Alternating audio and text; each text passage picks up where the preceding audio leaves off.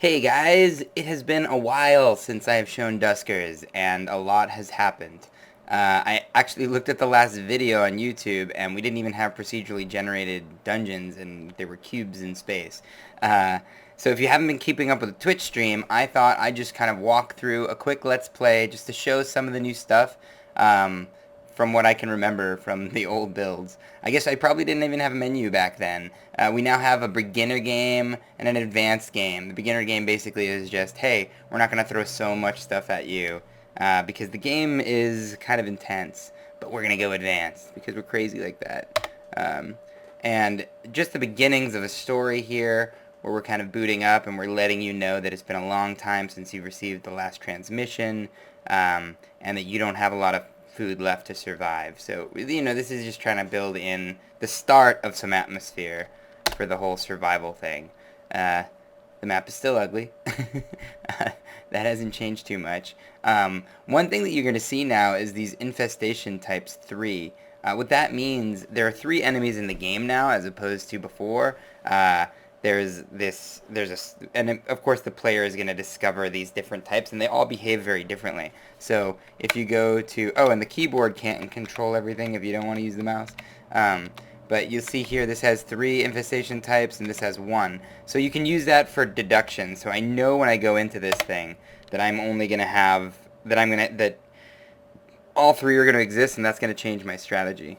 So for right now, alright, we'll just go with the area sensor. That's totally fine. And I'll just go in there. So now, another thing, of course there's story logs. I don't know if there were story logs before, but like when you download the ship's logs, you will see a little story as to what's going on in the world or what happened.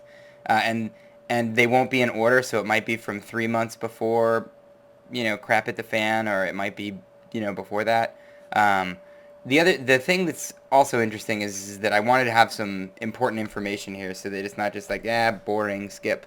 So when we scan the ship, we can see here that there's a dormant drone found in room 2, and the schematic has been updated. So we'll see that in a second. Again, the infestation types, and then hull integrity, medium. This is how likely it is that radiation is going to leak. And when radiation leaks, it starts spreading from room to room if you don't seal it off. So maybe we'll see that. I don't know. So as promised, this room that's been scanned, they found a drone, and my God, they found a lot of rations as well. So what this does is this creates a kind of short-term objective, because a lot of times when you're going through these ships, it's really fun, but I kind of wanted you to have a goal sometimes in mind, and it's just a fun random thing that could happen. So now I really kind of want to get to R2 because there's tons of rations, and this drone, of course, may have all these cool upgrades that I really want.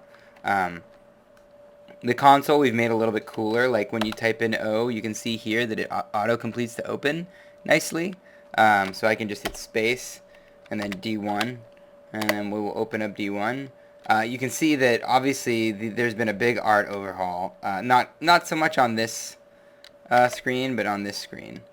You can kind of see that, we've got this new look going on with these neon overlays that are kind of vector graphics, and then this kind of distorted look with scan lines, and it kind of swims a little bit, and the graininess of it. You can, I believe before we could navigate, maybe we couldn't. It's been so long since I've done a YouTube video.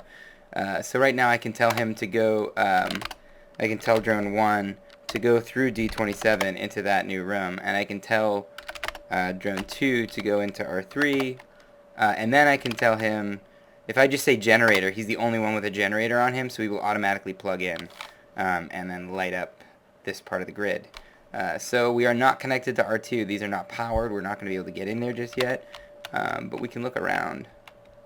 So you'll see how things will kind of will pop online when you get close to them. It's as if the computer kind of is recognizing those things, and then it's adding the overlay, which is kind of cool because you can see, because we know the D20 is there, you can see the D20 right there. So it's like if I explore this room, actually, let me area it. So obviously the indicators are a little bit nicer. We have these lines going now. So we know that R2 is clear, or at least it's clear of motion. So the area sensor I'm going to replace and call it motion sensor. So 2 of the enemies will set this off and 1 won't, but that 1 is somewhat benign, so you don't have to worry quite as much about it, but as it turns out, it's probably the most deadly enemy, just because of the way that I play. So what I'm going to do is I'm going to open up D20, and I hope that that thing wanders in there, so that's not all that different. And it did. And now I can explore D10 and hope there is a power inlet in here, which there is not. But there's going to be one in D4. Can you feel it? I can feel it. I'm trying to think of what else we've changed. There we go. There's a power inlet. And you can see these things go on. Oh, that's another sort of thing that we've done. Open D26. If I steer drone 2 in here, when I do type in, if I go into the right room and there's a power inlet in here, because he has the generator on him, if I just type in generator, he'll kind of auto-navigate to it and turn it on, which is just kind of a convenience thing. It's also really good for new players that don't know exactly what they're doing when they type it in. We just steer them over to it. Alright, so now we can get to R2. Alright, but... oh, there's a clear path. How convenient.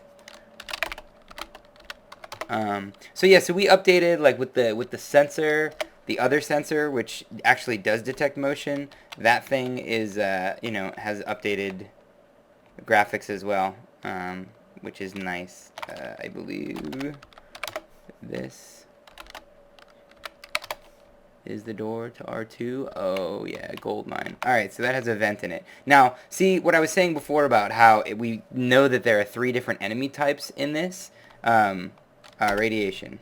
Okay, so this is radiation. So the hull of this ship is very weak, so radiation is flooding into this room right now, which is kind of cool because it's killing an enemy, and we can get around it. So we're not too worried. It's also in a room that's completely sealed off, so we don't have to worry about that. If these rooms were open, then radiation after a time would leak into this, and then this would be a problem. And of course, if you're in here, you'll take a lot of damage. So back to the whole 3 enemy types thing, which we remind you down here. Because there are 3, normally if I see this vent, like let's say there had only been 1, and I ran into it early on and I saw or somehow deduced that it was the slime enemy or the brute enemy, and not the swarm enemy, then I'd see this vent and I wouldn't be worried at all. But because I know there are all 3 types in this ship, I know that swarms move through vents, and that means that I deduce that this room is completely not safe and I'm going to die. Oh wait, stun. Stun, boom. Okay. Maybe I will unstun faster than them. Yeah, so I just set off a stun grenade because he was carrying it, and I'm going to be able to get out of here, hopefully, as soon as I unstun. And they're going to start to unstun a little bit slower than me, but hopefully I can get out of here. Close D15. Nope. Not fast enough. Okay. I don't know how I died there. I'm thinking that... uh-oh. We're all dead. Alright. So the game is still hard. It's still difficult. And let me just kill Gen 3, just so that you can kind of see the end screen. Orson, I'm sorry. Things aren't going to go well for you, my friend. Another cool thing that we've added just recently is that if something dies in a doorway, you used to be able to exploit the doorways a little bit. Now, if something dies in a doorway, then you can't close that doorway anymore. So it matters when you kill, if you have like a Gatling gun or something. See, this is the slime, and it grows out from walls, and it kind of obstructs your path, and it can kind of seep out from walls behind you and make it so that you can't retreat as easily. And here you can see that we have an ending screen. Well, we're showing you like where the enemies are and stuff like that. But here's an ending screen that says that basically I survived for 0 days, but I had 4 rations on my mothership. So technically I sat in my spaceship and hung out for 4 days before I starved. And then it'll show me my previous best, which was 27, which is considerably better than 4. How many ships I visited, stuff like that. So this is the beginning of some kind of screen. We don't really have like solid long-term objectives in the game right now, other than days survived. So that's just kind of to give you a quick summation of that. So obviously there's a lot more that's gone on, more subtle stuff in the game, but that gives you at least a quick overview and a quick let's play of some of the stuff that we've changed in Duskers. And so from now on, I'll just tell you guys what we've updated, or if I'm in a video, I'll just quickly point out something that's new. But as always, thanks for watching. And exciting news is that this thing is funded. So we are actually going to make this thing, which is really exciting. And I've got more details on that coming up.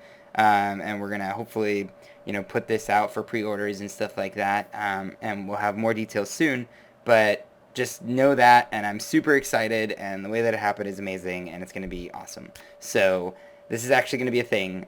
So if you guys have any comments, as always, leave them. And otherwise, I will see you in a week or two.